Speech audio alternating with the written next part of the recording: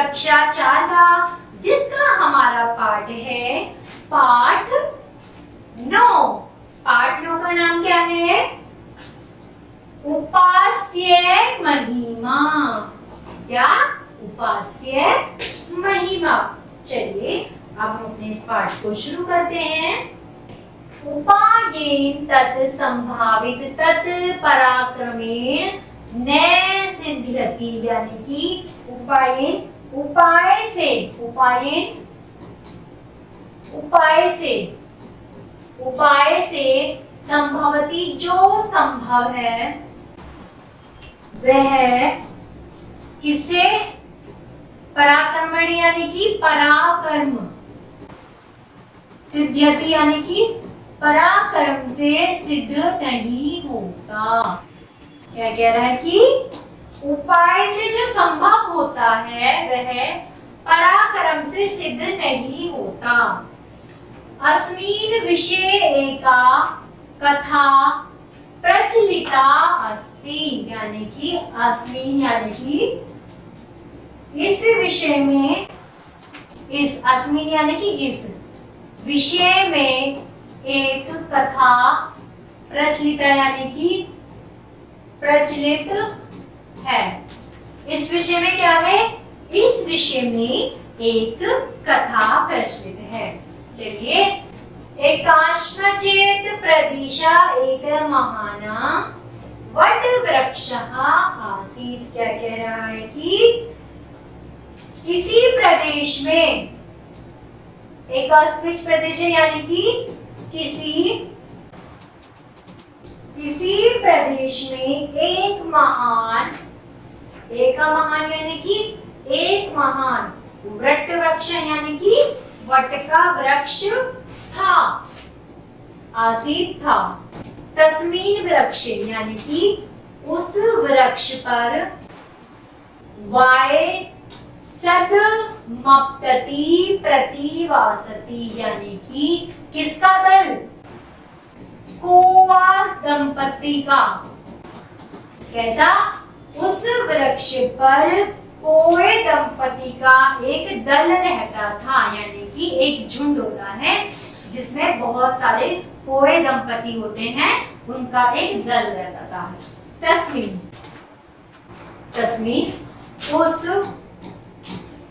एक वृक्ष कोटरे एका कृष्ण सर्पः अपि वसति स्म, यानी कि उस वृक्ष पर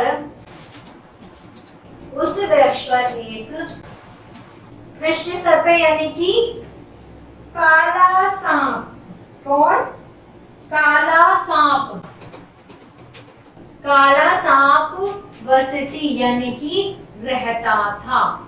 से सर्पः सदैव तयो अपत्यानि भक्ष्यति स्म, यानी कि से का मतलब क्या है? वह सांप सदैव तयोः यानी कि उनके बच्चों को, तयो यानी कि उनके, अपत्यानि यानी कि बच्चों को, भक्ष्यति क्या करता था? बच्चों को मारकर खा जाता था। उस पेड़ पर एक काला सांप रहता था जो क्या करता था? बच्चों को मारकर खा जाता था। कालांतरे यदा तयो पुनः उपत्यानि अभवन्तु वायसेन सर्पस्य विनाशस्य एका उपायः चिंतति। क्या कह रहा है? कालांतरे यदा यानी कि कुछ समय बाद तदा तयो, दोनों दो बार है, तदा तयो यानी कि दोनों, पुनः दोबारा, बच्चे हुए तो, बच्चे, पत्यानी यानी कि बच्चे हुए तो कौवा दंपति ने सांप के विनाश, वायन सर्पस्य यानी कि कौवा दंपति ने किसके? सांप के विनाश से बचने के लिए क्या किया? एका उपाया चिंततः, एक उपाय के बारे में सोचा। चलिए, तत्रे वासन्ते सवीरा एक राजपुत्रः कनकसूत्रः स्वडङ्कदुर्वायात् शिलातले संस्थाट्य यदा जले स्तन्तु प्रविष्टः तदेव वास्येन तद् च्वच्वा विध्वतु आयीन तरुकोटरे प्रक्षिप्तम् अथ कनक सूत्रमनुसरणे प्रवक्तो राजपुरुषो। क्या कह रहा है कि तत्र वासन्ते, यानी कि वहां समीप में, तत्र वासन्ते वहां, कहां पर? समीप में, सरोवर के पास। किसके पास? सरोवर के पास एक राजपुत्र। कौन राजपुत्र?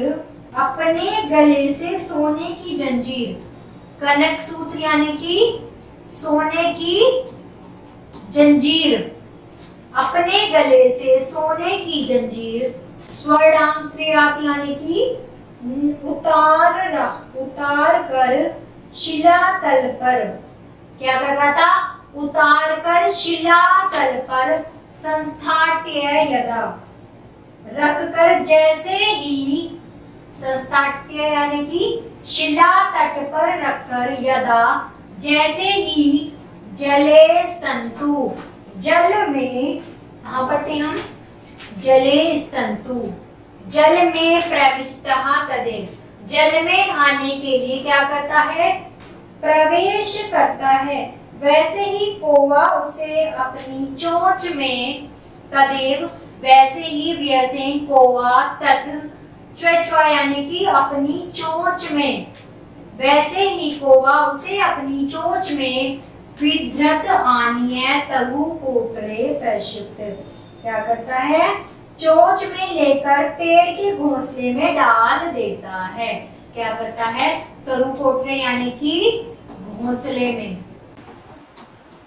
परिक्षिप्त, डाल देता है।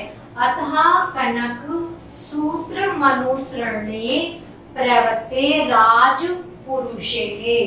फिर क्या कह रहा है? अतः कनक यानी कि उस सोने की जंजीर, अतः यानी कि उस, कनक यानी कि सोना, सूत्र मनुसरणे सोने की जंजीर का, प्रवक्तो राजपुरुष यानी कि पीछा करते हुए सैनिक ने वहां पेड़ के घोंसले पर किसको देखा? एक काला शपा यानी कि एक काले सांप को देखा। तत्र तरु कोटरे श्री कृष्ण सर्पे दृष्टा व्यापिदिश्चय अति शुष्ट कर्तम। क्या किया फिर उसने? सांप को देखा, पेड़ के घोंसले से सांप को देखा, उसे क्या किया? मार दिया। अतः शुष्टम व्यापिन यानी कि काल सर्पेनु, काले सांप को क्या किया? मार दिया। उपाये यच्छकव्य तैचचकर्य प्रक्रियम यानी कि जो काम उपाय से हो सकता है, जो काम उपाय से हो सकता है वह पराक्रम से नहीं। देखो क्या कह रहे हैं? हमें किसी भी चीज को करने के लिए पहले उसकी योजना बनानी चाहिए, यानी कि हमें उसका उपाय सोचना चाहिए कि हमें इसके लिए करना क्या है, उसके बाद हमें उस कार्य को करना चाहिए। जब आप कोई भी उपाय सोचेंगे और उसके बाद में उस कार्य करेंगे तो निश्चित ही आपको उस कार्य में सफलता जरूर मिलेगी। तो प्यारे बच्चों, ये थी हमारा आज का पाठ। तो आशा करती हूँ आप सभी को समझ में आया होगा।